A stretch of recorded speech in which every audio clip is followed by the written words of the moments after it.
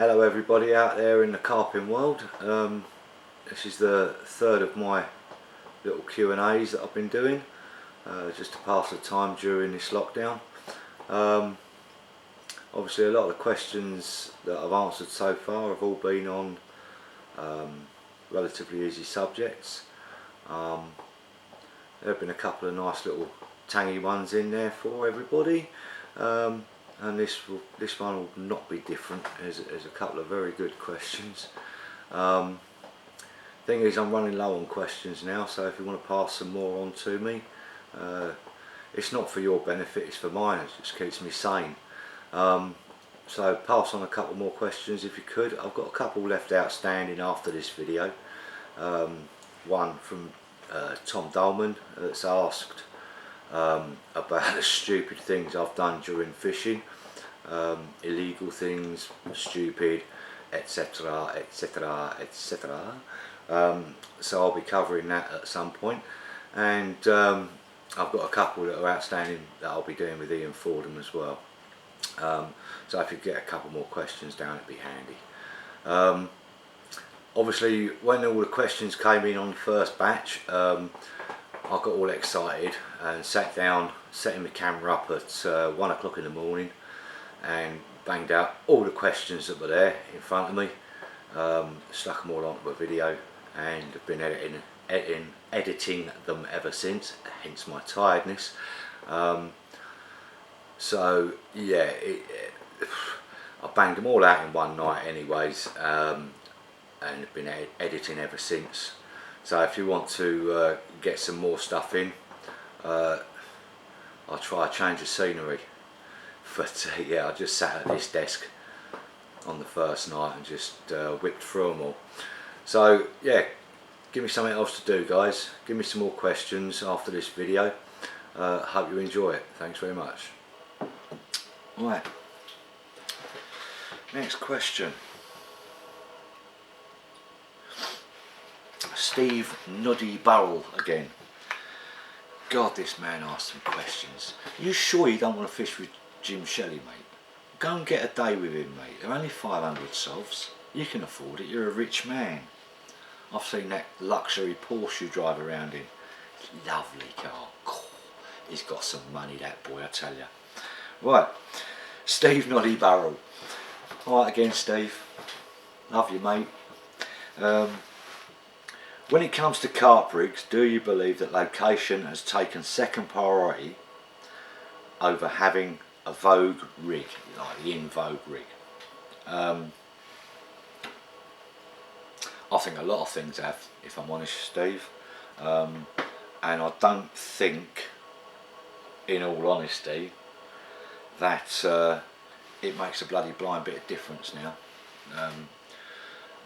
A lot of the people that are fishing these in vogue rigs don't care about location, because they're on places where they're just stocked up with Jesus, and I don't think it makes a blind bit of difference. If you think back, Steve, if you start fishing a really hungry water with hundreds of carp in a tiny little pond, you know, you could have caught it on a bent pin dangled from a stick, mate. But if it looks good, you know, you're a carp angler then. So yeah, I don't think it really makes that much difference. But yeah, I do think it's the importance of rigs has overtaken virtually everything else in carp fishing nowadays. Baits are no longer really, well, certainly not where they were in the 80s. Baits were just about everything in the 80s. So yes, locations drop behind, baits have dropped behind. It is a lot of riggy rubbish nowadays. Peter Quarterman, what in your opinion is better, spodding or spreading your bait around with a throwing stick? This is a funny one, to be honest, Peter.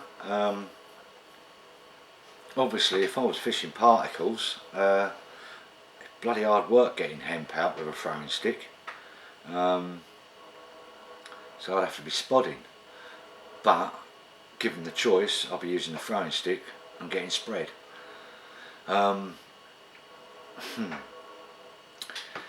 tell you one thing I do. Certain times a year, I will, to get, if I'm fishing a certain distance out, I know that a throwing stick can go a bit further, a bit short, a bit far, a bit short, a bit far, a bit short, and I end up with a baited area that's too wide, too deep between the near bait and the far bait. So what I'll do under them circumstances, let's say I'm fishing the back of a bar. I spoke about it when we was talking about. I can't remember what we were talking about, but we was on a Stewart interview. I like to fish the back of a bar on the first knockings, and I said is it marker floats? Would I use a marker float or a lead? And I said marker float every time. And the reason is I will set a spod to be that distance, but when I'm spodding I'll only put 5 baits in it. Yeah, just 5 single baits, that's it. Yeah, and I will be casting left and right, deliberately just scattering it all along at that distance. So I know that the bar that's running across me, I'm getting my bait just on the far side every time. Yeah, but I'll be plopping it in here and there and there.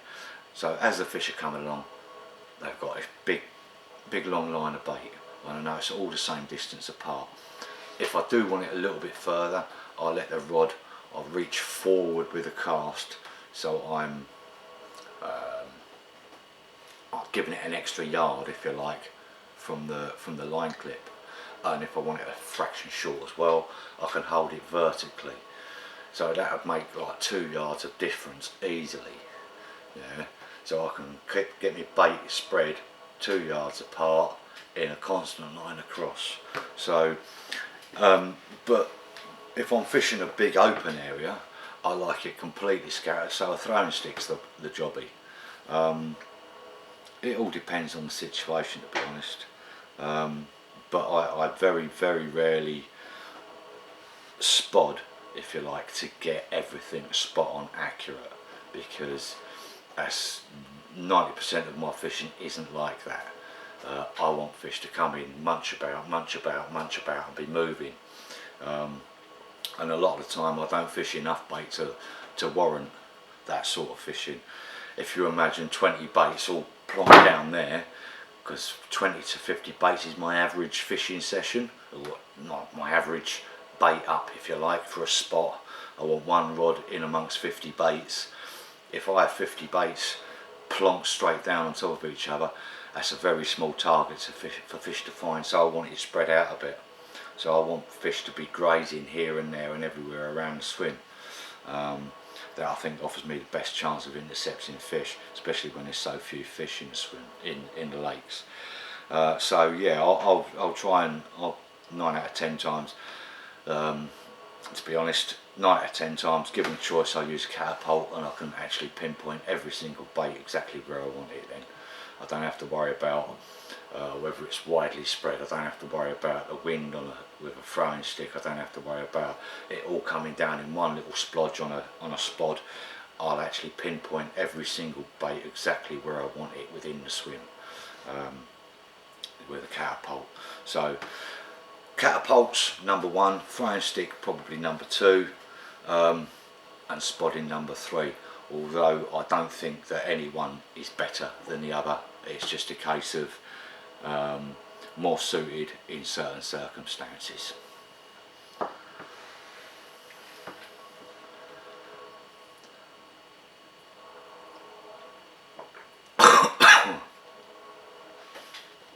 Tim Enoch: what differentiates a good angler from a great angler? Good question. How the f would I know? Come on, Tim. I'm a feckin' noddy. You know that. God. What differentiates a good angler and a great angler? I wish I could answer this, mate, because I'll tell you what, if I could, I reckon I could actually stop fishing the stupid places I fish. Let's be honest, I use the fact that there's no fish in a lake as an excuse as to why I'm not catching. There's no excuse really. I'm not good enough. I'm not good enough, mate. I really don't know, Tim, to be honest. What differentiates a good angler and a great angler? It's a bloody good question. I would like to say something along the lines of his watercraft. I do know anglers that will walk on a lake and they'll walk around the lake and they'll walk home and they'll go, not fishing it. Nothing's going to come out in the next 24 hours. And sure enough, nothing comes out in the next 24 hours. Yeah, I'd love to be able to do that. I'd love to be that good. And I know the same anglers that will turn up at a lake and go, oh, it's going to happen down in that swim. They go back to their car, get their gear, go down to that swim. They haven't even been there yet. They've just sort of stopped on the way up, looked down the lake like that and gone, oh, it's going to happen down there. And off they toddle with their gear. Hour later, bent into a fish. You sit there and think, what's going on there then? They're good anglers, mate, not me. Not me, mate. I ain't there. I ain't ever going to get there. But yeah, I would say it's watercraft. Watercraft.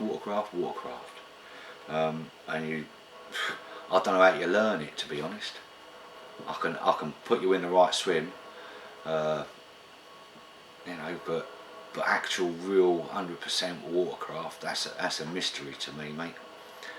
That really is. Sorry, I can't help you, Tim. I know you want to be the next star, but tell you what's a good idea. Start fishing lakes with no freaking fish in them. Yeah, people seem to think you're good. Yeah.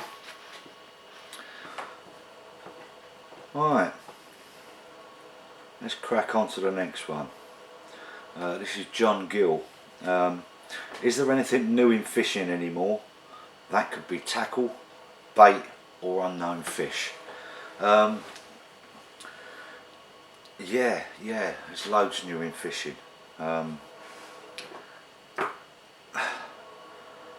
First off, let's start with tackle, as you've suggested. Tackle's getting better every day. You've only got to look at the bite alarms that are out there now. The technology's out there, everything's getting cheaper and better. God, I've still got 10-year-old Delkims that don't work when it gets damp.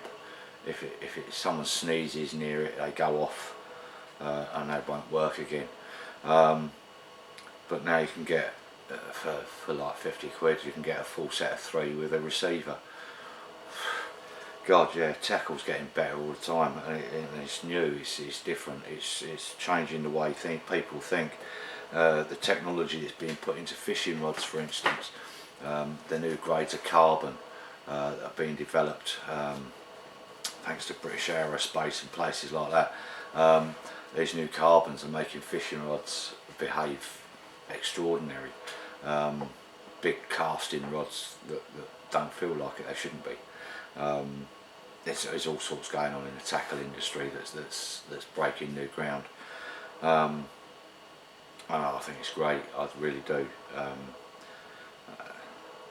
New coatings on bivvies, new this, that, the other, it's just incredible.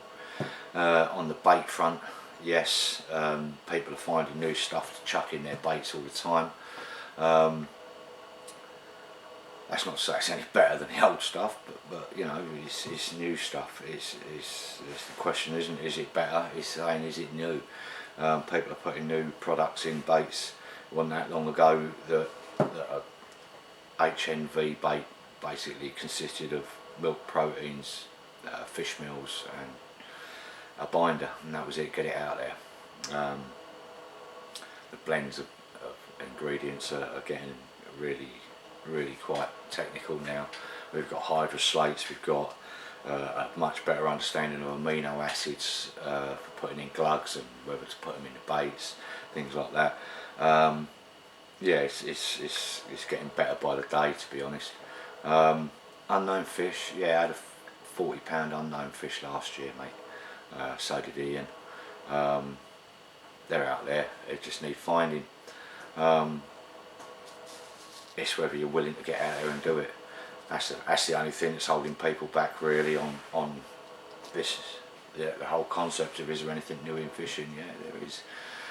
It's what keeps me going every year. I'll find a new piece of water that I've never fished before, and to be honest with you, I'll never ever ask what's in a water, because even if it's a club water, I'm not interested in what's in the water. I want to find out myself. That way everything's new all the time. Everything's a surprise. If I catch 20, oh, that's a new 20 to me. That's why I never bother asking. So yeah, there's loads of new things in fishing. It's good to see that the old's coming out, to be honest with you. I'm more interested in the old coming out in fishing. Old school anglers finally coming out and speaking about how they feel the industry is going, how they feel fisheries are going, how they feel stockings are, and things like that. It's an eye-opener to the newbies and people that have only been doing it 20 years. When a bloke that's been doing it for 50 years comes out and says, it's all bloody wrong, mate, shouldn't be stocking a lake like that. Muddy puddles, you know. So I think the old coming out in it is a new thing, and I think it's bloody great as well. Thank God for that, I think. So yeah, I think there's plenty there for us, and I think it's getting better by the day. Asked people saying about catching carp in France, and anglers saying it's not a UK fish, so it don't count. This is Nathan Carper John. Again, I don't reckon that's his real name. I mean, what mother is that clear-minded about what their son's going to do when they grow up, that he gives them a middle name of Carper? Okay, Nathan Carper John. There is a second part to this, but I'll wait until I get to the end of the it's not a UK fish, so it don't count. What is my opinion when people say that? Well, it's not a UK fish, so they're correct there. It doesn't count. It doesn't count for me, certainly. I've had a few foreign 50s.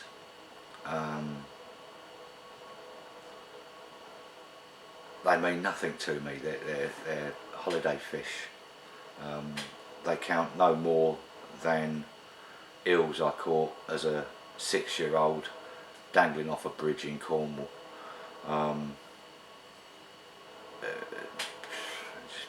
Nothing to me. The fact that people say they don't count is simply saying they're too easy. You got fisheries over there that are jam-packed full of 50s and 40s and stuff like that, and to be honest, if you catch one, is it really a success story, or have you just turned up at the right venue and basically caught a fish that everyone else has caught 100 times? Going back to mine and Ian's interview with Stuart, where we were asked a question anyway, and we discussed going abroad, and it was about noddies. What is a noddy? And there was a guy that went with us. It was on the Armed Forces Carp Classic, and he went over there, hadn't caught a 20 before he left, and came back with a 79 pound 12-ounce PB. Had he improved any in his fishing in order to catch or go from an under 20 PB and an 80 pound PB? What had he increased in his knowledge and his understanding of his pursuit? Absolutely nothing. If he'd have slowly increased, if you like, from 20 to 25 to 30 to 35 to 38 to 40 to 45 to, yeah, if that's how he'd gone up to 70, yeah, he'd have learnt as he went. He'd have progressed. He would have been a far better angler for it, and that is exactly why they say, these people say it's not a UK fish, so it doesn't count. It's got no merit. It's got no Well, it's just a nothing fish to me. The second part of your statement is quite interesting. There is no such thing as a UK carp, as they aren't native to this country. But carp born and bred in this country are born and bred in this country, so they are native. I think you've misunderstood about how things work in the ethnicity sort of thing. Put it this way, I think I said on the post that the human race basically started off in Africa, so you're an African, I'm an African, if that's your way of thinking, yeah, that your original parentage came from, therefore you are, then that means there are no such thing as a British person, there's no such thing as an English person, there are no Americans, no Asians, nothing. They're all Africans. No Chinese, no Russians, all African. So using a statement that basically says that nothing's native to this country, nothing is native to this country. It was a barren wasteland.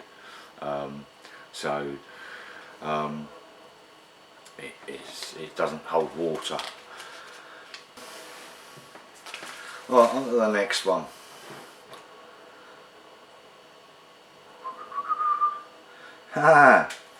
We've got Stephen, please teach me to fish. I want to go with Jim Sherry Burrell.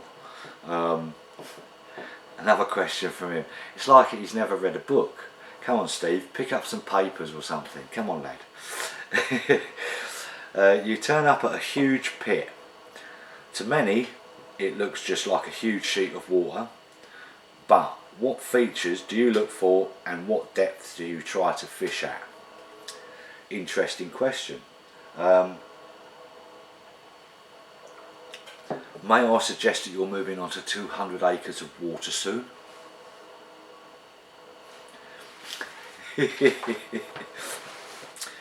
Right, Steve, you turn up a huge pit and it just looks like an empty barren thing. What features do I look for? Right, well, I'm looking for patrol routes. Patrol routes come in several different forms. You've got the margins, you've got gravel bars, you've got long weed beds, edges of weed beds, you've got channels and gullies, islands, things like that. So you're looking at places that are going to divert a carp to where you want it, really. If you think about a carp crossing a lake, he's going to come across several bars. You're looking really for something that's going to really stop it. And one of the things that does stop it is the edge of the lake, gravel bars, weed beds. All of these are food collecting areas. So that's the sort of thing I'm looking for.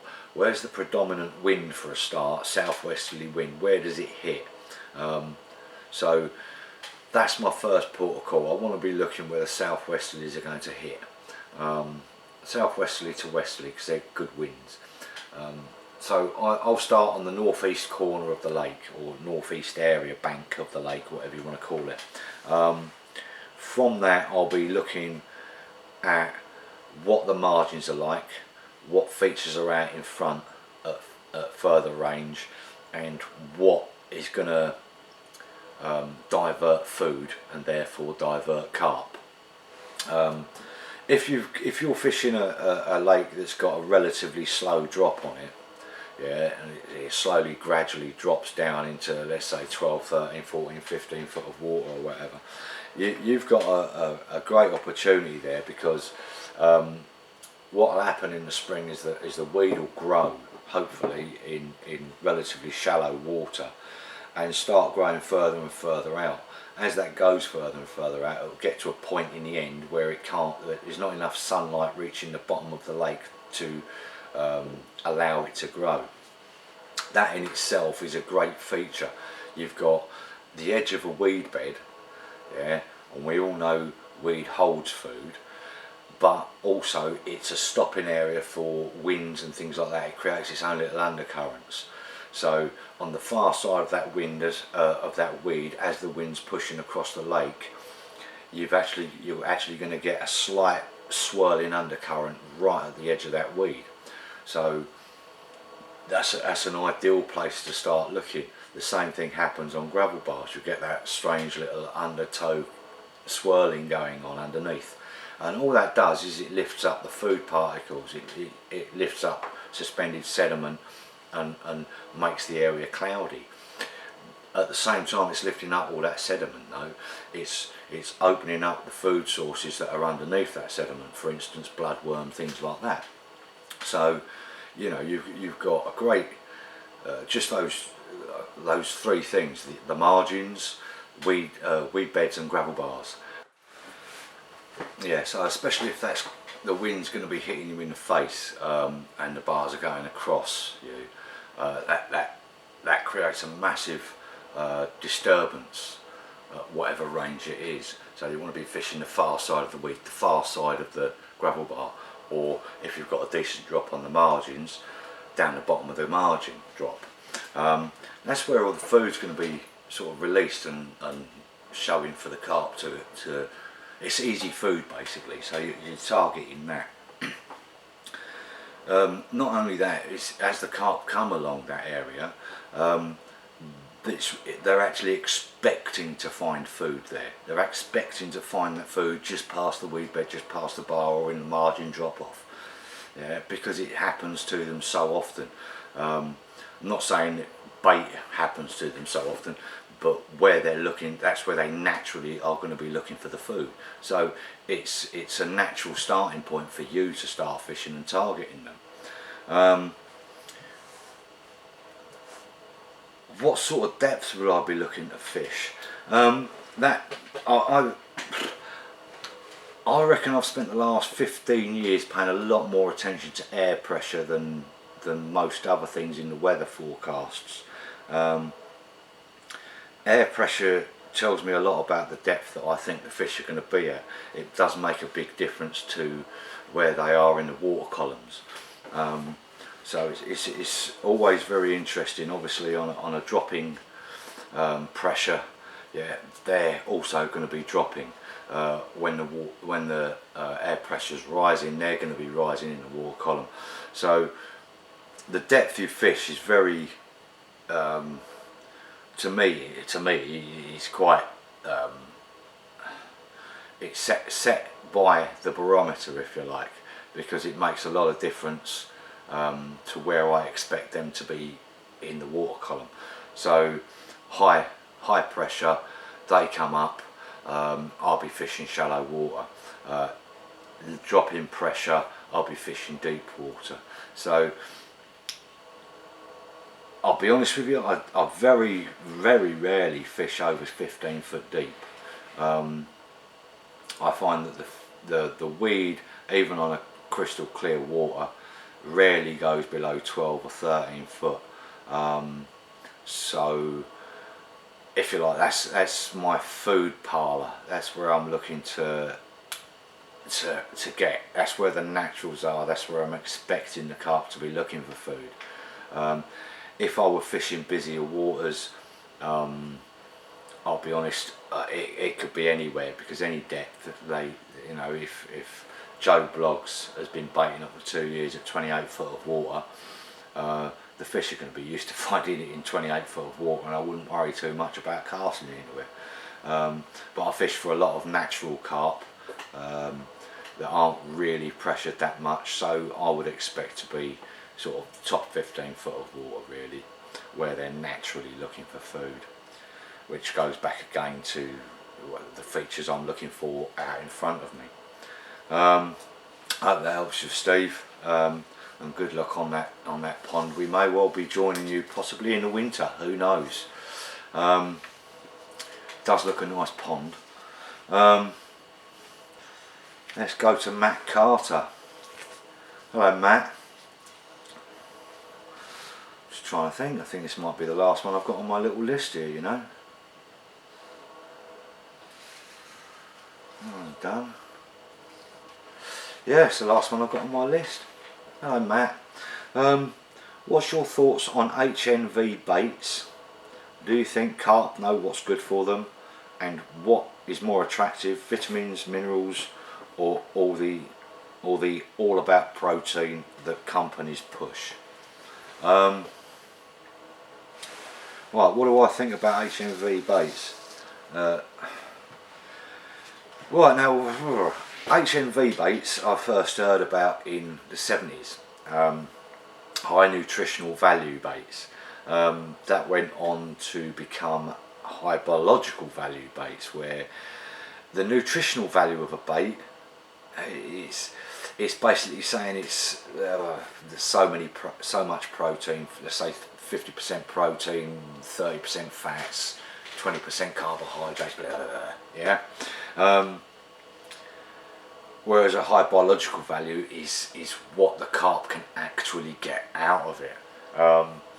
So high biological value baits sort of superseded HNV baits as far as a description goes for the type of bait we use.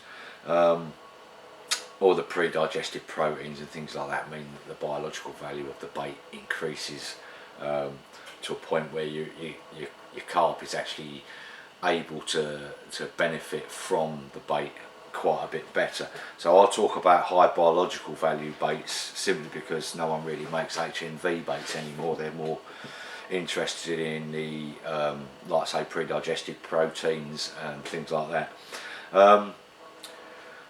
Right, what are my thoughts on them? I think they're brilliant, mate. They're a bait that just goes on and on and on and on and on. Do you think a carp knows what's good for them? Over a long-term period, yes. I don't think they sit there and go, oh, that's bloody good for me straight after a snack. Oh, I love that, that was good.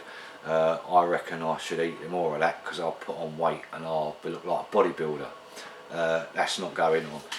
What I think is going on though is that a carp eats a high biological value bait often enough, and it does rely on the angler supplying enough bait and keeping it going in regularly for it to do anything, because a high biological value bait I don't think can be recognised straight from the off, but over a period of time the fish will realise, or not being self-conscious about itself, but it will sense in some way, I think, that it's healthier, it feels better, and it's maybe less ill less often, da da da da da.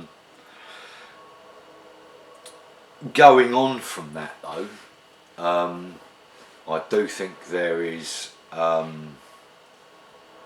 misconception about what carp anglers in the 70s and 80s and 90s called a crack bait. The Samo Sawyer jobbies. I think there's a huge misconception about how beneficial they are to carp.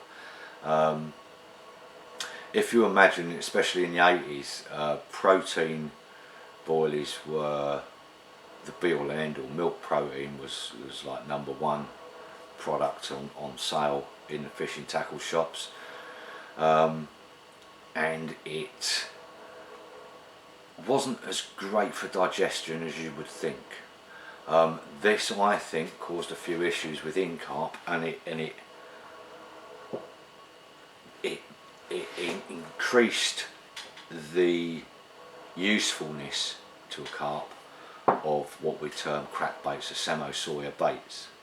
I know when I have too much milk and that, I start feeling a bit in the gut, sort of a lactose intolerance, if you like. I'm not lactose intolerant, but for instance though, if I have too much green milk, I just feel icky, you know. It's just a little gut problem. More right if I have full fat milk, which is strange, but yeah, it just makes me feel a bit icky. And I always feel that if I get something in me that's a bit not carbohydrates, but more, what am I thinking of, fibrous, yeah, and give myself a clean out. That usually sorts it right out. So that's what I'll do. I'm relying on my gut feeling for what I want to eat to help me because of past experiences. I don't sit there and think, oh no, I've got a bit of a gut ache, I need to eat some fibre. What I do think though is, oh, I've got a bit of a gut ache, and then the next reaction is, might as well eat some shredded wheat, for instance, and that gives me a bit of a clear out, and it makes me gut feel better. Now, if you can imagine a carp using, obviously they haven't got the capacity to sit there and think their way through what's going on. But in the 80s we had the benefit of lots of milk protein baits coming out at the same time as Richworth started doing Tutti Frutti, Samo Soya, queen of all baits. And if you can imagine the lake bed at that time of the fishing history, any lake bed would have been scattered with Tutti Fruttis and milk protein baits. So it only follows on that in theory the carp must have been eating milk protein baits because people were catching on milk protein baits, and they must have been eating Tutti Fruttis because carp anglers were catching carp on Tutti Fruttis as well. So it only goes to follow that there's going to be a reasonable amount of carp that are eating milk protein baits and then followed on by Tutti Frutti baits. So, and again, we know that the milk protein baits that we were using at the time were not very digestive to the carp. They had caused a few little minor blockages, and yeah, there wasn't much in the way of roughage, if you like, within those milk protein baits. So that only goes to follow that it could well have made them quite uncomfortable. But given that, as I say, Tutti Fruttis are about at the same time, and it's likely that they were testing one bait and then another bait and then a different bait and then a different bait. At the time there weren't that many on Tutti Frutti. It goes to follow that in theory they'd have had 5 boilies from milk protein before they tried a Tutti Frutti, and if they'd associated the two meals, if you like, and thought, oh, I've got a bit with that one, but this one, it's made me feel better, yeah, it goes to follow that actually they could well have worked out that the roughage within the semolina could well have sorted them out health wise. So it also sort of explains where or why Tutti Fruttis were working when given the option. In theory, according to Fred Wilton, carp should have been sort of HNV trained, if you like, you know. I remember watching Clive Dietrich and Malcolm Winkworth on the cons doing their video. Fuck me, that was some fishing, that was. I've never seen anything like it, mate. But yeah, you wouldn't think so, because I mean the cons at the time, that was a milk protein orientated lake. The fish were piling on weight with the protein, and yet Tutti Fruttis come along. You've got to also ask why particles also catch. You can say, oh, you know, it's protein in peanuts and nuts and whatnot, and there's some in nothing even close to a boilie, so why would they be eating it? You know, protein and quality product wise, fats not that high. Carbohydrates, they're quite high in carbohydrates. That's not really much of a fishing, that's not much of a product to give a fish if you want it to grow, if you want to feel good and grow. So what you're left with, there's not much protein, as I say. What you're left with roughage, yeah. Maybe that's why their particles work so well. I don't know. I mean, oils in them are very digestible, but at the same time, it's not really that much.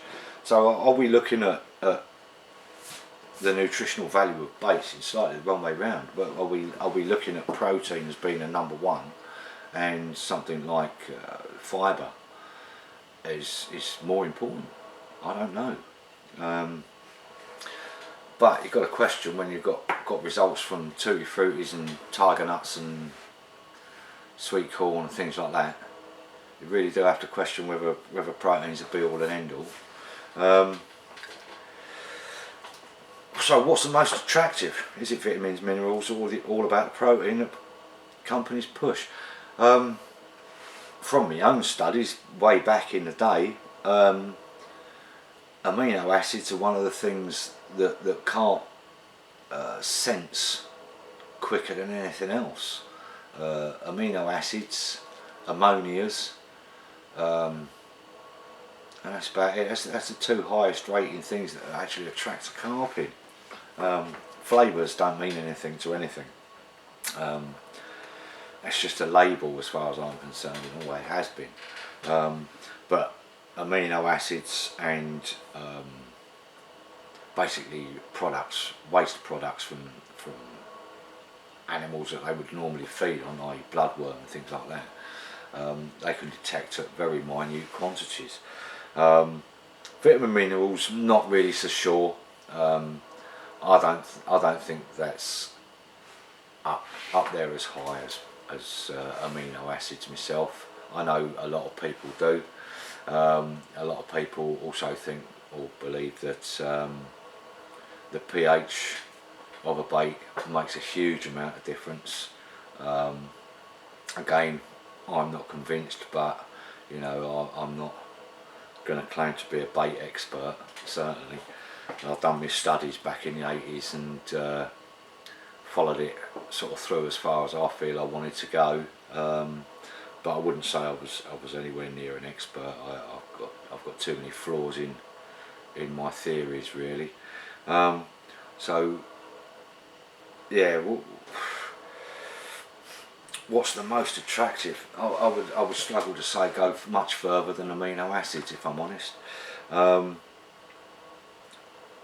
at the same time, there's fats and lipids and things that also attract fish, that can attract fish. I know there are people out there that sit there and say, no. They can't detect fats because it's not water soluble. In theory, yeah, you're roughly right, but at the same time they have sensors that pick up all sorts of stuff that we don't understand yet. And going back again to possibly 90, 91, somewhere around there, and Jeff Bauer's coming out with his amino bait. That had a huge quantity of oils mixed in with the bait as you made it, and I'll be honest with you, you used to cast out and there'd be a slick on the surface from each of the baits that you put out there, and as soon as you got it out there you'd see more slick coming up because the fish were already on it. That certainly wasn't the peach melba flavouring that done the job. That was to catch the carp angler, that was to make it smell nice. But the oils, there was definitely something going on there, and they were definitely straight onto it. Why would that be? I don't know. Could be that the oils actually worked as a carrier for the aminos. I don't know. I'm not a carp, I'm sorry. So yeah, it's a difficult one to answer that because we're still learning. You know, the HMV theory is what only been around sort of 60 years, I think it is, something like that. So you know, it's got a fair bit of way to go yet before we learn everything there is about it. Right, if you guys get a chance, just write some more questions down when you get a chance, and I'll see if I can do another one next week, just sort of round them off a little bit. I've still got a couple of other little bits I'm going to do with Ian. When we get on the fen, we'll look at doing one about where we feel fishing's going in the next few years or in long-term future, and how predation and things like that are going, and our views on predation. I've got some bloody strange views on that, I can tell you. So we'll be looking into that anyway, and we'll do a bankside chat. We feel that's going to be a bit more usable to you guys than us sitting on phones and chatting and trying to save the video then. Okay, so it'd be easier to ping backwards and forwards between us that way. So we're going to wait until we're on the fen for them. But yeah, thanks very much for tuning in, so to speak, and I hope it's been a good one for you. Don't forget, stay safe, stay indoors, or go fishing, or do whatever you bloody want, because I don't care.